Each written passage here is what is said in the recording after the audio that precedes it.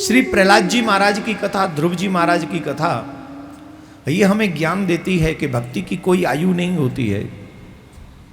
जो लोग आधुनिक युग में ये कहते हैं कि अभी हमारी कथा सुनने की आयु नहीं है, भक्ति करने की आयु नहीं है, वो गलत सोचते हैं। अगर आपका संस्कार बचपन में अच्छा हो और भगवान को बचपन से मानना प्रारंभ कर दो तो आपकी जवानी सुधर जाती है, और जिनकी जवानी सुधर जाती है उनकी कहानी सुधर जाती है पूरे जीवन की। उनके पूरे जीवन की कहानी सुधर जाती है जिनका बचपन सुधर जाता है, और बचपन उन्हीं का सुधरता है जो शास्त्र के साथ जीवन को आगे बढ़ाते हैं।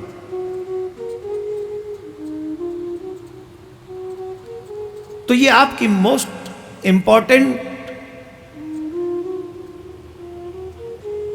रिस्पॉन्सिबिलिटी होनी चाहिए कि हम बचपन से अपने बच्चों को अच्छाई के मार्ग पर लेकर चलें,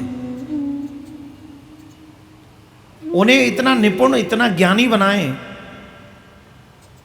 अभी मुझे एक बात और करनी है आप सबसे, और ये बात बहुत जरूरी है। अपने बच्चों को इंजीनियर, डॉक्टर, सीए, एलएलबी पढ़ाने के साथ साथ एक कोई हाथ का काम और सिखा दो। ये बात बहुत महत्वपूर्ण है। जिनके बच्चे हैं, माँ बाप हैं, जो यहां बैठे हुए माँ बाप, वो ध्यान से सुन लो। अपने बच्चों को सिर्फ नौकरी के भरोसे मत छोड़ो।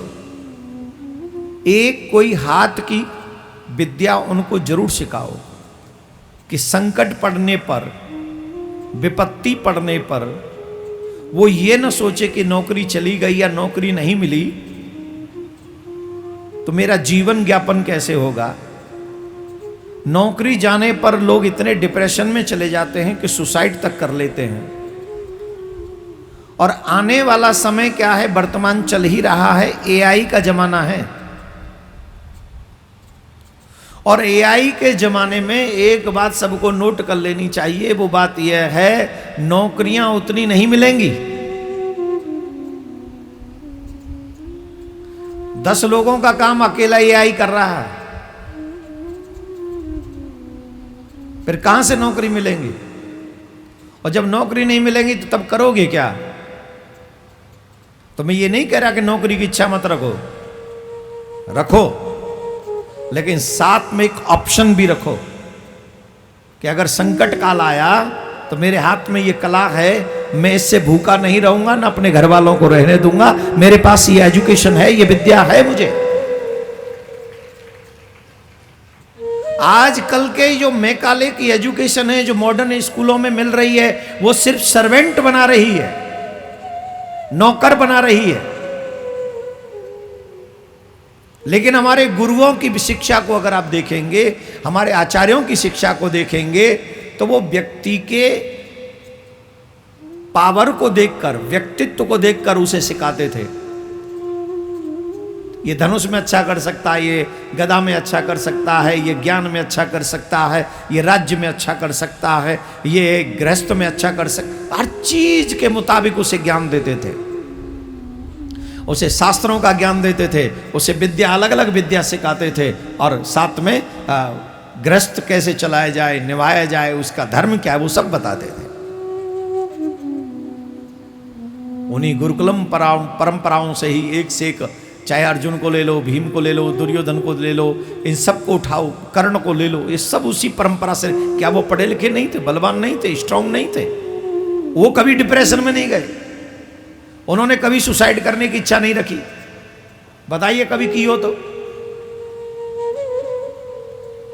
इसलिए एआई के जमाने में हम आपसे एक ही बात कहेंगे, अपने बच्चों को एक हाथ का काम जरूर सिखाओ, और अपनी बिटियाओं को सावधान करो कि आपकी बिटियां कुसंग से बची रहें, विधर्मियों से दूर रहें, उनका मान सम्मान बचा रहे। ऐसा प्रयास आप सबको अपने समाज के ये जो व्यवस्था हम गुरुकुलम की कर रहे हैं वो इसी के लिए कर रहे हैं, हमारे बच्चे संस्कारवान हों। इसी में समाज का रोल देखना होता है कि समाज कैसे संकल्प के साथ खड़ा होता है, किन चीजों को समाज आगे बढ़ावा देना चाहता है। आप देख लीजिए, शराब के ठेके हर गली के नुक्कड़ पे हैं। जब हर गली के नुक्कड़ पे शराब के ठेके हैं तो समाज में शराबी नहीं होंगे क्या? हर गली के नुक्कड़ पे दूध की दुकान क्यों नहीं है?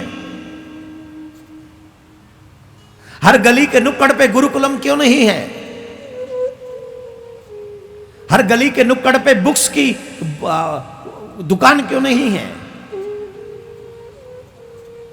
अब बता दीजिए, किताब की दुकान ज्यादा है या शराब की दुकान ज्यादा है तुम्हारे शहर में? जवाब दो, जोर से बोलो। हैं? तो शराब की दुकान इतनी होंगी तो आपके बच्चे क्या साधु बनेंगे? क्या बनेंगे आपके बच्चे? गजब है भाई, ये गजब है। हम लोग बच्चों के भविष्य से खिलवाड़ कर रहे हैं।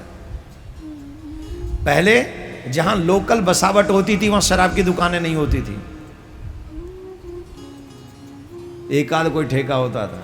अब तो महाराज भरमार पड़ी हुई है। और किसी से पूछो इतनी शराब की दुकान क्यों है? कोई बहुत बड़े अधिकारी हमारे पास वृंदावन में आए थे तो हमने उनसे कहा था, मैंने कहा मथुरा वृंदावन ब्रिज में जहां से भी एंट्री होती हो हर जगह पर स्टॉप लगा दो, कहीं भी शराब की और मांस की दुकान नहीं होनी चाहिए। मुझे बड़ा दुख हुआ था, उस अधिकारी ने बड़े हंसते हुए कहा था, महाराज अगर सब दुकानें आप बंद करवा दोगे तो हमारी सैलरी कहां से आएगी? मुझे यहां चुभा था वो। यहां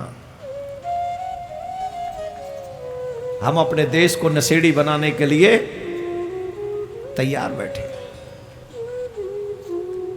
एक बार फिर से समाज को परिवर्तन लाना होगा, एक बार समाज को संस्कारों को महत्व देना होगा, पैसे से ऊपर उठकर संस्कार और बच्चों को समझना होगा, तभी हमारे बच्चे, हमारा सनातन सही मायने में झंडा बुलंद होगा। बोलो राधे राधे।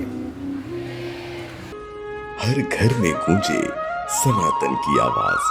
वीडियो को लाइक करें, शेयर करें और चैनल को सब्सक्राइब करना ना भूलें।